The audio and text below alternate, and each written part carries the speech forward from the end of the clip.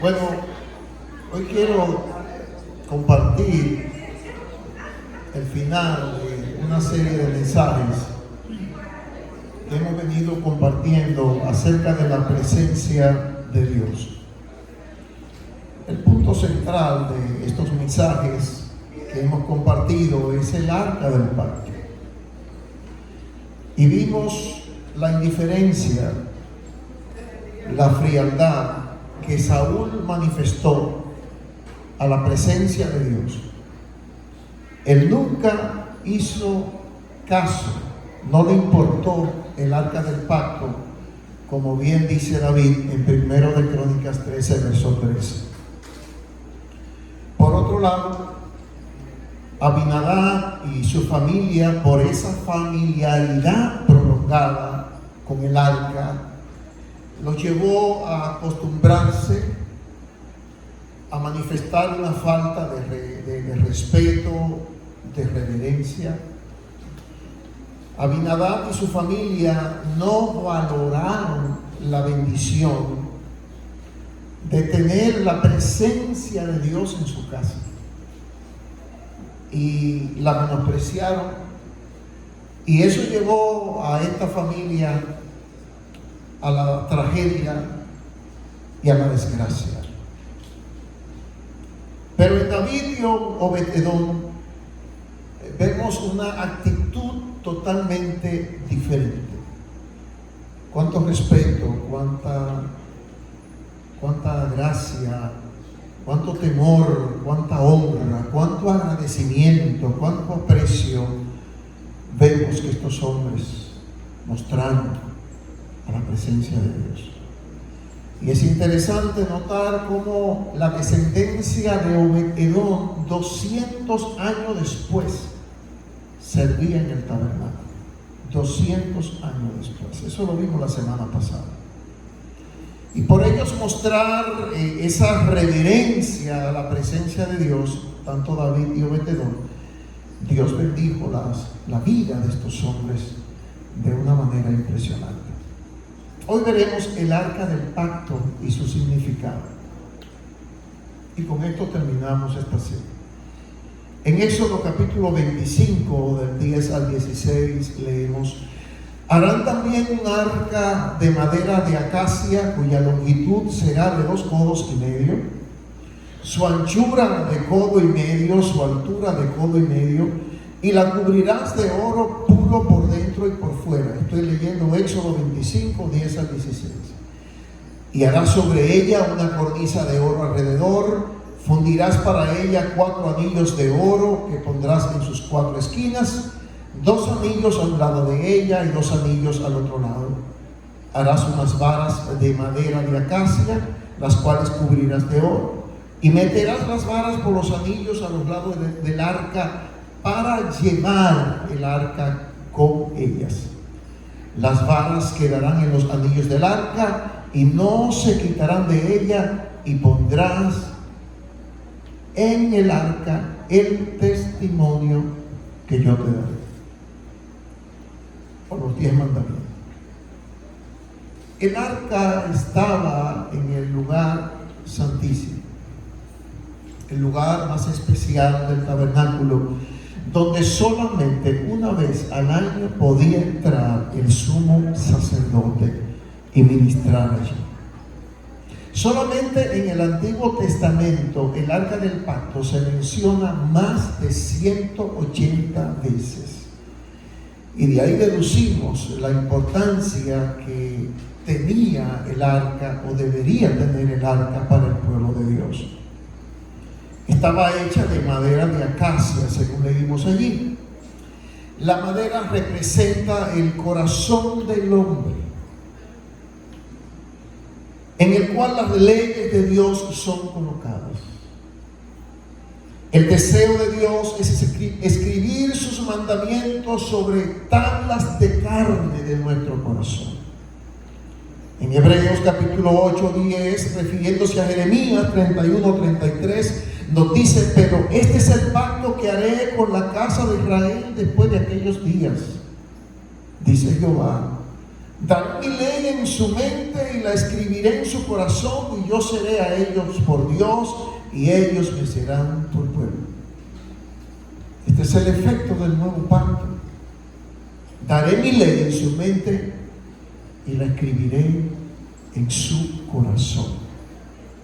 No es emocionalismo, no es sugestión, no es un asunto de imposición o de obligatoriedad, sino que es una capacidad de la multiforme gracia de Dios operando en nuestras vidas. Es una obra totalmente espiritual que viene por el Espíritu Santo. Si nosotros analizamos todas las cosas adversas que operan en oposición a lo santo, a lo sagrado, saldría una expresión de nuestros labios, y esta sería: gracias, Señor, gracias por el nuevo pacto, porque tú has escrito tu ley en mi mente y en mi corazón. Tenemos 3 enemigos potenciales: la carne, el mundo, Satanás con sus demonios.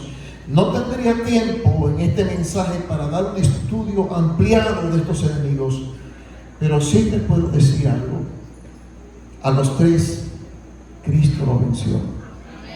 Estando en un cuerpo humano, Cristo venció a esos 3 enemigos, y dependiendo Jesús del Espíritu Santo.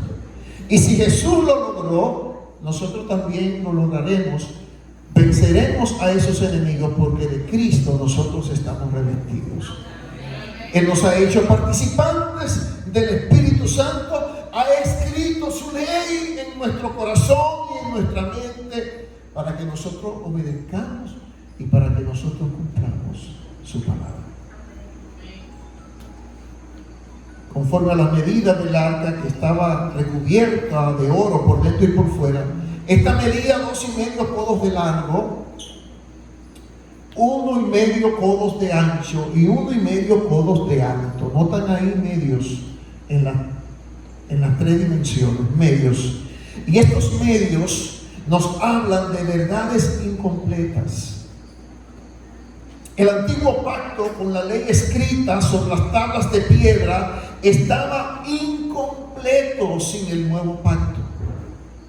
Y esta es la razón por qué las medidas tenían medios. Dios estaba dando a entender que el antiguo pacto no estaba completo.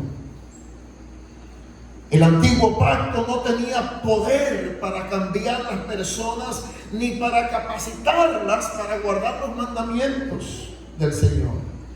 Es en el nuevo pacto que se escribe sus leyes en nuestra mente, en nuestro corazón, para que nosotros podamos obedecer sus leyes de corazón y no por obligación. El nuevo pacto puede resumirse mejor por las palabras de David en el Salmo 49:8, cuando él expresa allí: el hacer tu voluntad, Dios mío, me ha agradado, y tu ley está en medio de mi corazón. En el nuevo pacto, Dios pone su ley dentro de nuestro corazón y nos deleitamos en hacer la voluntad de Dios. Había 3 objetos dentro del arca. El primer objeto eran las tablas de la ley. Éxodo 25:16 dice: y pondrás en el arca el testimonio que yo te daré. Los 10 mandamientos que fueron escritos por la mano de Dios sobre 2 tablas de piedra. Y estos 10 mandamientos gobiernan nuestra conducta hacia Dios y hacia los demás. Básicamente, los primeros 5 mandamientos tratan con nuestra relación con Dios, y los otros 5 nuestra relación con nuestro prójimo. Están resumidos por el Señor Jesús en Mateo 22:34-40, cuando un intérprete de la ley, tentándole, le preguntó: ¿cuál es el gran mandamiento de la ley de Dios? Jesús responde: amarás al Señor tu Dios con todo tu corazón, con toda tu alma, con toda tu mente. Este es el primero y grande mandamiento, y el segundo es semejante: amarás a tu prójimo como a ti mismo. Los 5 primeros corresponden a Dios y los otros 5 corresponden al prójimo. El Señor era un gran maestro porque Él podía resumir tan perfectamente las cosas.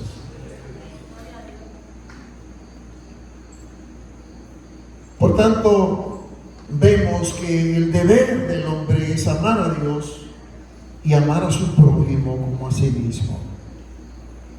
El segundo objeto que había en el arca era la urna de oro con maná.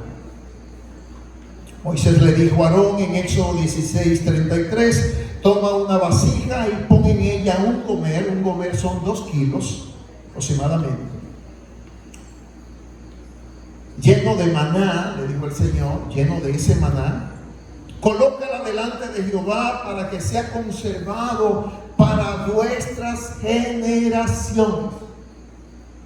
Aquí dice para que sea conservado. Quiere decir que ese maná que se puso allí, tal parece que no se cambiaba.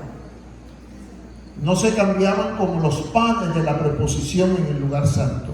Ese maná se colocó allí y ese maná se mantuvo fresco. Ese es el gran milagro.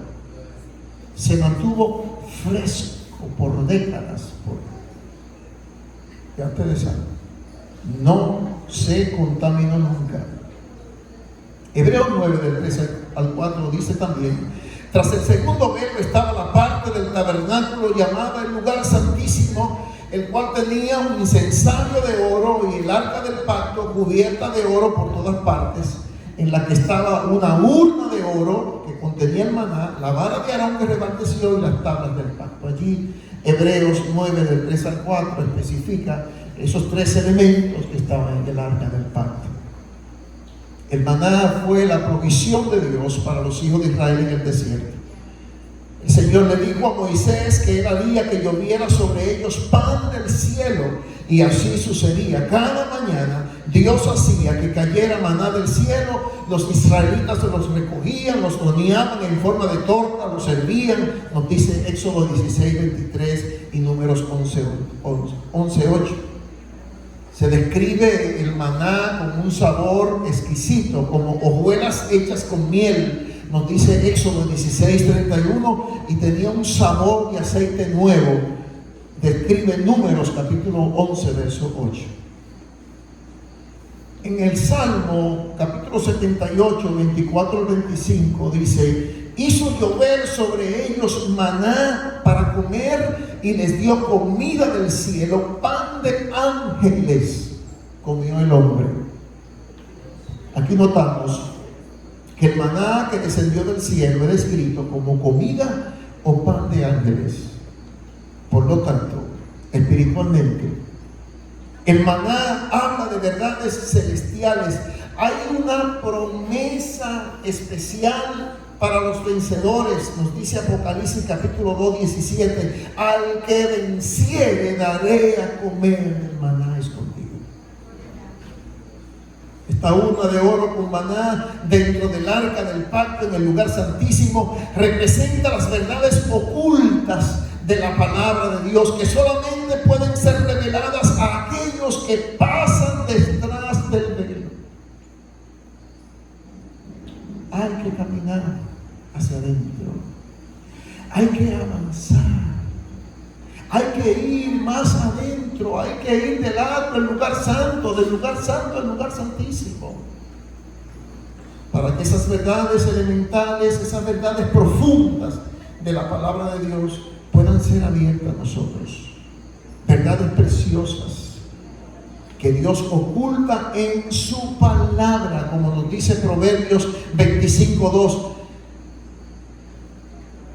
Gloria de Dios es encubrir un asunto, pero honra del rey es escudriñar. El deber de un rey y sacerdote es estudiar la palabra de Dios diligentemente y buscar las verdades que son encubiertas para el lector casual. Aquellos que tienen un amor profundo por la verdad la encuentran. Mateo 7:6 nos dice que Dios no tira sus perlas delante de los cerdos. Tal como para los cerdos las perlas no tienen ningún valor o precio, así hay muchas personas que no tienen amor ni aprecio por las cosas espirituales y para ellos son ocultas. Cristo dijo en Mateo 13:44, además el reino de los cielos es semejante a un tesoro escondido en un campo, el cual un hombre halla y lo esconde de nuevo, y gozoso por ello va y vende todo lo que tiene y compra aquel campo. Hay muchos tesoros escondidos en la palabra de Dios, y es nuestro deber y honor escudriñar y encontrarlos.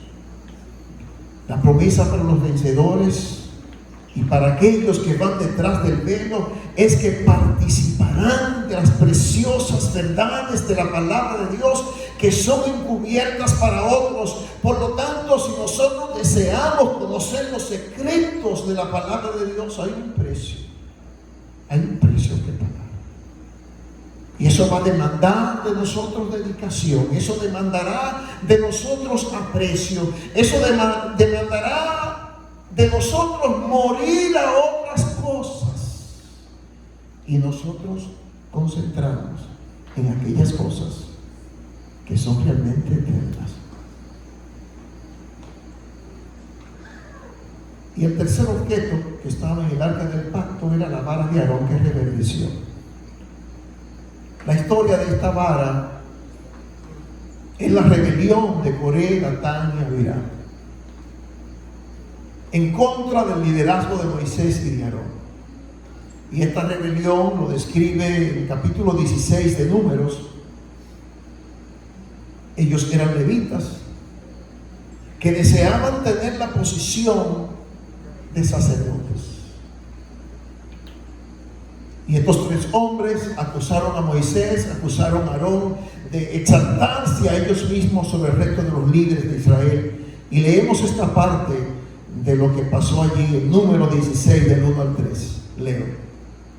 Coré, hijo de Izar, hijo de Coat, hijo de Leví, y Datán, Abirán, hijos de Eliab, y On, hijo de Pelet, de los hijos de Rubén, tomaron gente y se levantaron contra Moisés con 250 varones de los hijos de Israel, príncipes de la congregación de los del consejo, varones de renombre, y se juntaron contra Moisés y Aarón y les dijeron: basta ya de vosotros, basta ya de vosotros, porque toda la congregación, todos ellos son santos, y en medio de ellos está Jehová. ¿Por qué pues os levantáis vosotros sobre la congregación de Jehová?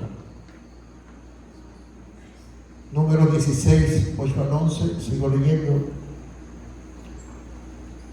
Dijo Moisés a Coré: ahora, hijos de Leví, os expongo que el Dios de Israel os haya apartado de la congregación de Israel, acercándoos a él, para que ministréis en el servicio del tabernáculo de Jehová, y estéis delante de la congregación para ministrarles, y que te hizo acercar a ti y a todos tus hermanos, los hijos de Leví, contigo. Procuráis también el sacerdocio. Por tanto, tú y todo tu séquito sois lo que os juntáis contra Jehová. Ustedes están contra Jehová. Pues Aarón, ¿qué es para que contra él murmuréis? Esta rebelión llevó a esta gente y a todo su séquito a una mortandad tan terrible. Y leo esto, en Número 16, 25 al 35. Entonces Moisés se levantó y fue a Datán y a Abirán y a los ancianos de Israel, fueron en pos de él. Y él habló a la congregación diciendo: apartado ahora de las tiendas de estos hombres impíos, y no toquéis ninguna cosa suya, para que no perezcáis en todos sus pecados. Y se apartaron de las tiendas de Coré, de Datán y de Abirán en derredor, y Datán y Abirán salieron y se pusieron a las puertas de sus tiendas con sus mujeres, sus hijos y sus pequeñuelos. Y dijo Moisés: en esto conoceré que Jehová me ha enviado para que hiciese todas estas cosas, y que no las hice de mi propia voluntad. Si como mueren todos los hombres, murieren estos, O si ellos al ser visitados siguen la suerte de todos los hombres, Jehová no me envió. Mas si Jehová hiciere algo nuevo y la tierra abriere su boca y los tragare con todas sus cosas y descendiesen vivos al Seol, entonces conoceré que estos hombres irritaron a Jehová. Y aconteció que cuando cesó él de hablar todas estas palabras, se abrió la tierra que estaba debajo de ellos, abrió la tierra su boca y los tragó a ellos, a sus casas, a sus hombres de Coré y a todos sus bienes. Y ellos con todo lo que tenían descendieron vivos al Seol y los cubrió la tierra y perecieron de en medio de la congregación. Y todo Israel, lo que estaban en derredor de ellos, huyeron al grito de ellos porque decían: no nos trague también la tierra. Y también salió fuego delante de Jehová y consumió a los 250 hombres que ofrecían el incienso. Dios, después de este grave incidente de Coré y de Datán y Abiram, quiso dar como una especie de ultimátum, de evidencia a las generaciones venideras como respuesta a este reto. Y estableció una singular lección para que nadie se atreviera a tomar una posición que Dios no le había asignado. Y lo que mandó fue que cada tribu escribiera su nombre sobre una vara que sería puesta delante del Señor, y la vara del hombre a quien Dios había elegido retoñaría, reverdecería, echaría frutos, como señal del favor de Dios y su elección. Eso está en Números, capítulo 17, versículo 1 al 10, como aquella vara seca de Aarón reverdeció y dio fruto, y esa vara de Aarón fue colocada en el arca del pacto. ¿Qué lección nosotros sacamos de esto? Número uno es que la elección le pertenece a Dios. Aquel que Dios elige para dirigir, para guiar, para ministrar lo más sagrado a su pueblo, esto solamente le compete y le pertenece a Dios. Ningún hombre puede autoelegirse ni autoordenarse caprichosamente. Esto no tiene que ver con títulos, con conocimiento teológico, con influencia humana, con carisma que tenga una persona. Esto es un llamado exclusivo de parte de Dios. Por eso Hebreos 5, al 1 al 4 nos dice: porque todo sumo sacerdote tomado de entre los hombres es constituido a favor de los hombres en lo que a Dios se refiere, para que presente ofrendas, sacrificios por los pecados, para que se muestre paciente con los ignorantes y extraviados, porque Él también está rodeado de debilidad, y por causa de ella debe ofrecer por los pecados, tanto por sí mismo como también por el pueblo. Entonces dice aquí: y nadie toma para sí esta honra, sino el que es llamado por Dios, como lo fue Aarón. En Gálatas 1:15 Pablo dice: por cuanto agradó a Dios, que me apartó desde el vientre de mi madre y me llamó por su gracia. Pablo entendía que su llamado, y mira que era un hombre capacitado, un intelectual, una persona que superó a sus contemporáneos, por tanto, Pablo dijo: mi llamado solo es por gracia. En 2 Corintios 3, del 5 al 6, lee la Reina Valera contemporánea. Pablo dice: y no es que nos creamos competentes por nosotros mismos, como si esta competencia nuestra surgiera de nuestra propia capacidad.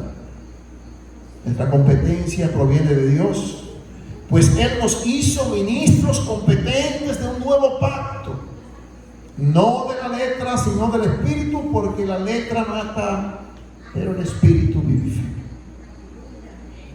Segundo, que nos habla esta vara muerta que recobró vida, es el poder de resurrección de Cristo. El Señor Jesucristo fue levantado de los muertos por el poder del Espíritu Santo. Pablo ora una oración preciosa en Efesios 1, del 15 al 23, para que los creyentes de Éfeso pudiesen comprender el poder de la resurrección. Por eso el deseo y el anhelo del corazón de Pablo era conocer el poder de su resurrección. Así él ora en Filipenses 3:10 y dice: a fin de conocerle el poder de su resurrección. La palabra griega que Pablo usa para conocer significa un conocimiento personal obtenido a través de la experiencia. Pablo no deseaba una apreciación, un conocimiento mental del poder de su resurrección, no. Él quería experimentar ese poder y conocerlo de primera mano.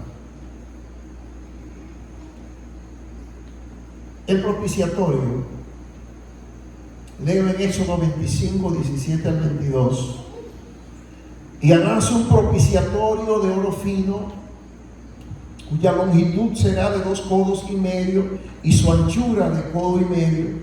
Y harás también 2 querubines de oro labrados a martillo, los harás en los 2 extremos del propiciatorio. Harás pues un querubín en un extremo y un querubín en el otro extremo de una pieza. Con el propiciatorio harás 2 querubines en sus 2 extremos. Y los querubines se extenderán por encima de las alas, cubriendo con sus alas el propiciatorio, sus rostros el uno enfrente del otro, mirando el propiciatorio los rostros de los querubines. Y pondrás el propiciatorio encima del arca, y en el arca pondrás el testimonio que yo te daré, y de allí me declararé a ti, hablaré contigo de sobre el propiciatorio, de los 2 querubines que están sobre el arca del testimonio, todo lo que yo te mandare para los hijos de Israel. El propiciatorio o asiento de la misericordia descansaba sobre el arca del pacto. A menudo es considerado como parte del arca, pero en realidad eran 2 cosas totalmente diferentes. El propiciatorio era una lámina de oro puro, medía 2 codos y medio de largo y 1 codo y medio de ancho, es decir, el largo por ancho que tenía el cofre o el arca del pacto. Por eso el propiciatorio encajaba perfectamente sobre el arca con una tapadera o como una cubierta. Este era el propiciatorio, el lugar donde los pecados eran cubiertos y allí donde la misericordia era encontrada y era manifestada, la misericordia de Dios. En ambos lados del propiciatorio había 2 querubines de oro, nos dice Éxodo 25, 18. Estaban hechos del mismo material que el propiciatorio, los cuales estaban inseparablemente unidos. Estaban colocados uno frente al otro, sus alas cubrían todo, y estos querubines hablan de la morada de Dios. El rey David declaró en el Salmo 89:2: oh pastor de Israel, escucha, tú que pastoreas como ovejas a José y que estás entre querubines, resplandece. Estos 2 querubines representan a los 2 arcángeles, Gabriel y Miguel, quienes no cayeron cuando Lucifer, que era un arcángel, se rebeló contra Dios. ¿Y por qué no cayeron? Porque ellos se aferraron a la misericordia de Dios. Es solamente la misericordia de Dios que nos puede sostener sin caer. Judas 1:24-25 nos dice: y aquel que es poderoso para guardarnos sin caída, para presentaros sin mancha delante de su gloria con gran alegría, al único y sabio Dios, nuestro Salvador, sea gloria, sea majestad, imperio y potencia, ahora por todos los siglos. Amén. El propiciatorio o asiento de la misericordia es la última pieza del mobiliario en el tabernáculo. Por tanto, misericordia es la revelación de la naturaleza de Dios. Dios quiere ser conocido como el Dios misericordioso. Es por eso que cuando Él pasa delante de Moisés, declara: Jehová fuerte, misericordioso, piadoso, tardo para la ira y grande en misericordia, verdad, que guarda misericordia a millares, que perdona la iniquidad, la rebelión y el pecado, y que de ningún modo tendrá por inocente al culpable. El Señor Jesús dijo en Mateo 9:3: id pues y aprended lo que significa misericordia quiero, y no sacrificio. Porque he venido a llamar, no he venido a llamar a justos, sino a pecadores al arrepentimiento. Amados, tengamos misericordia. Y el Señor dijo otra vez en Mateo 12:7: y si supieseis qué significa misericordia quiero y no sacrificio, no condenaríais a los inocentes. Dios no solamente desea que sepamos que Él es misericordioso, sino también quiere que sus hijos también lo sean. Ser misericordioso como vuestro Padre es misericordioso, nos dice la bienaventuranza.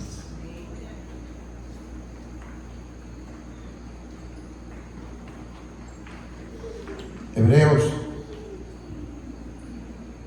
está revelado allí el secreto de ser misericordioso, y nos dice en el capítulo 2, versículo 17 al 18: por lo cual debía ser en todo semejante a sus hermanos, para venir a ser misericordioso y fiel sumo sacerdote en lo que a Dios se refiere, para expiar los pecados del pueblo, pues en cuanto Él mismo padeció siendo tentado, es poderoso para socorrer a los que son tentados.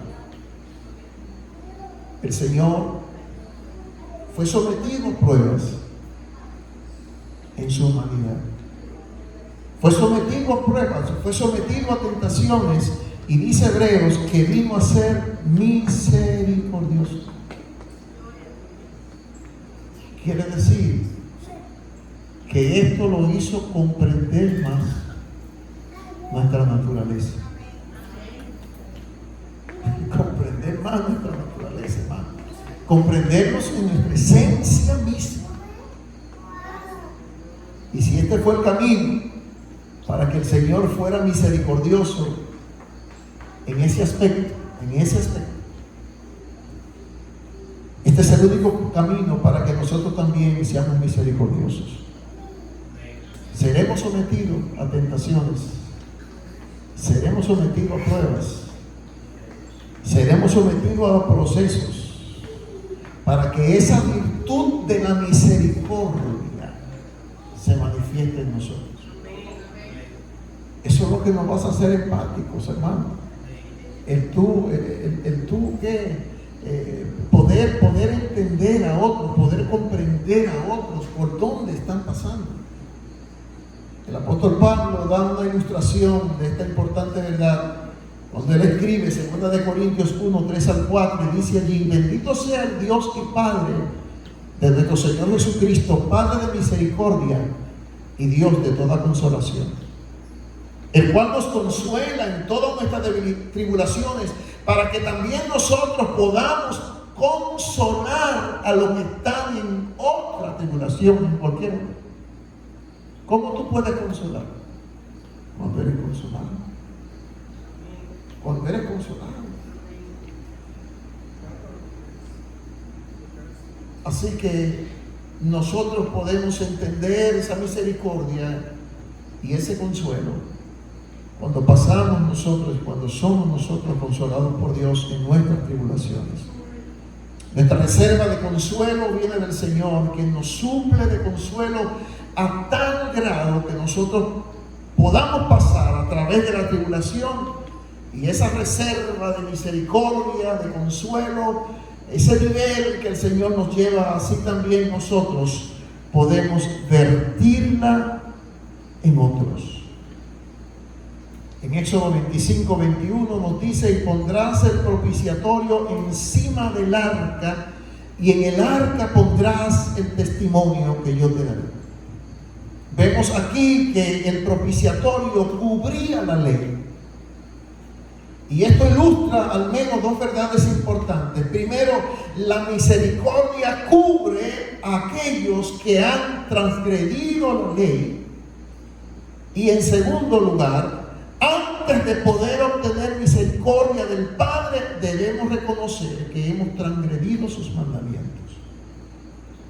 El obtener misericordia solo es posible si nosotros reconocemos que hemos quebrantado los mandamientos de Dios, como lo hizo David, lo expresa David en el Salmo 51.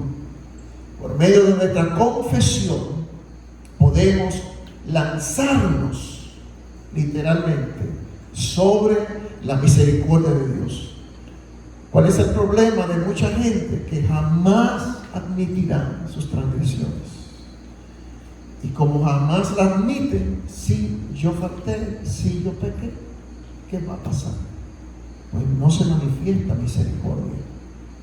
Éxodo 25, 22 dice: y de allí me declararé a ti y hablaré contigo de sobre el propiciatorio de entre los dos querubines que están sobre el arca del testimonio, todo lo que yo te mandare para los hijos de Israel.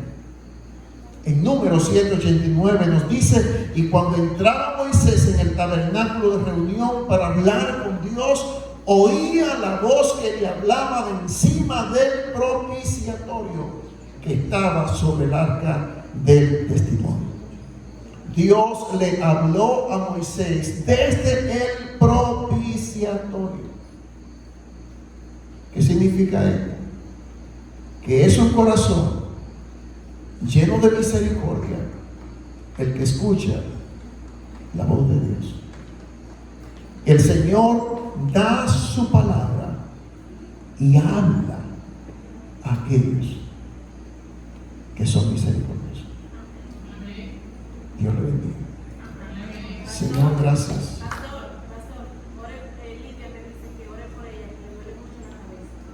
Amén. Señor, gracias. Gracias por tu palabra, Señor. Gracias por tu palabra. Permítenos nosotros apreciar, valorar, ser agradecidos al lugar, Señor, que tú nos has llamado por gracia. Que nosotros podamos responder con disposición. Que podamos responder con iniciativa. Que podamos responder, oh Señor, con anhelo y deseo. Que podamos ir a las verdades más profundas, que podamos caminar, Señor, oh Dios, detrás del velo, para recibir esas verdades más profundas y cada día más ser conformados a tu gloria y a tu semejanza. Señor, que podamos manifestar la misericordia, porque tú hablas, Señor, a aquellos que son misericordiosos. El propiciatorio, el asiento de tu misericordia, desde allí tú le hablabas a Moisés. Y oh Dios, abre nuestro corazón a la misericordia. Una misericordia que nosotros la manifestemos a otros. Oh Señor, te rogamos en este momento por nuestra hermana Lidia. Toca, Señor, oh Dios, en este momento. Toca su cuerpo, toca su cabeza. Es desesperante, un dolor de cabeza, Señor, continuo. Y te rogamos en este momento, me uno, pueden ponerse de pie, ya nos vamos. Me uno a mis hermanos en este momento, Señor. Me uno a mis hermanos en este momento, Señor, y enviamos una palabra de salud sobre el cuerpo de nuestra hermana Lidia. Y que ella pueda testificar de tu poder, de tu grandeza. Que ella pueda exaltar y glorificar tu nombre, oh Dios. Tu nombre, que sobre todo lo pedimos, te lo rogamos en el nombre de Jesús. Danos, Señor, descanso. Guárdanos, cuídanos ahora en el trayecto de nuestras casas, hogares. Tu cuidado esté con nosotros. En el nombre de Jesús. Amén. Que Dios le bendiga.